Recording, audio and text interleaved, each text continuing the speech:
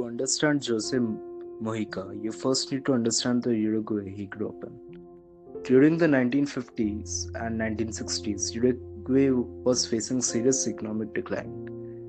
Inflation was rising, jobs were becoming scarce, and people, especially the youth, were growing frustrated with the system that seemed to benefit only a few. This unrest gave rise to radical movements, the most notable being the Tupamaros.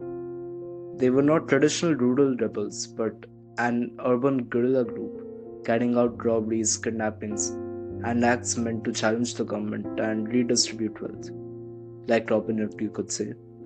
The situation worsened until 1973 when a military coup established a dictatorship, suspending democracy and civil liberties for over a decade.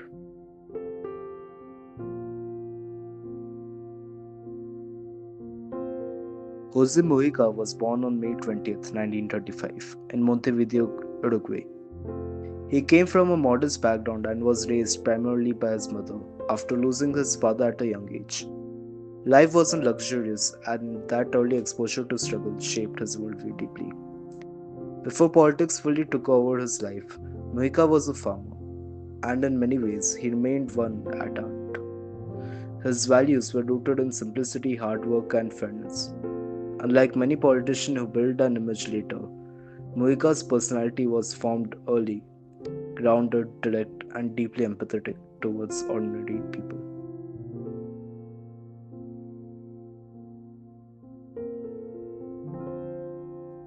In the 1960s, Mujica joined the Tupamaros, believing that armed struggles was the only way to bring a change in Uruguay. This phase of his life was intense and dangerous.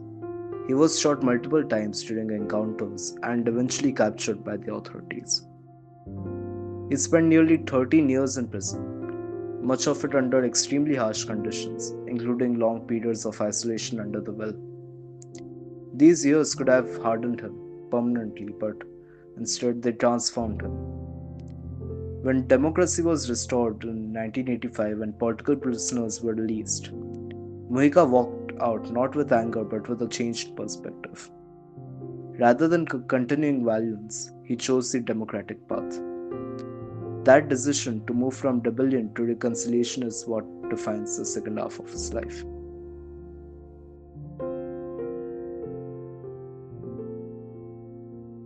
After his release, Mujica joined mainstream politics through the Broad Front, a left wing alliance that represented progressive and working class interests. Starting as a legislator, he slowly built his reputation, not through speeches alone, but through authenticity. He later became Minister of Livestock, Agriculture and Fisheries, where his practical understanding of rural life helped him connect policy with reality. Over time, people began to see him not just as a former rebel, but as someone who truly understood the struggles.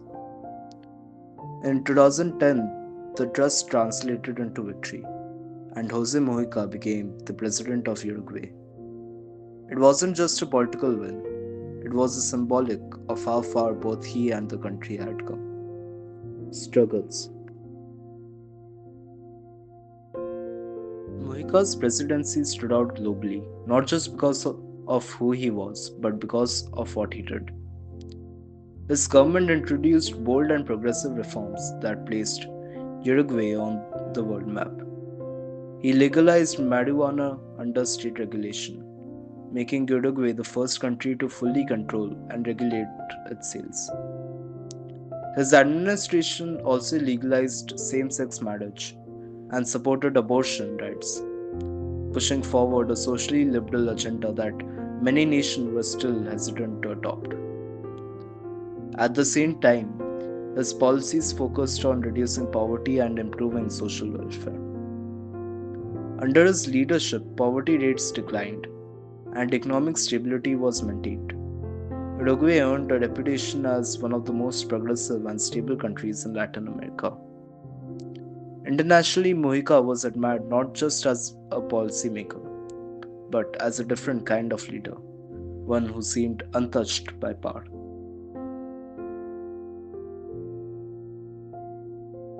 What truly made Mujica iconic was not just his policies but how he chose to live.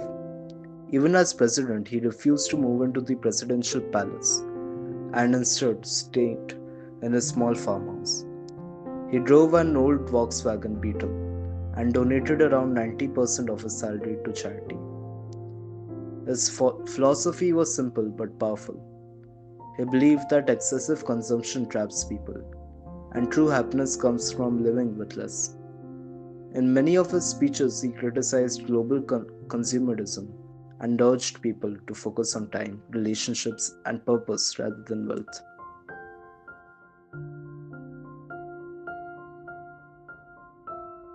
Jose Mujica's life is not just a political journey, it's a story of evolution.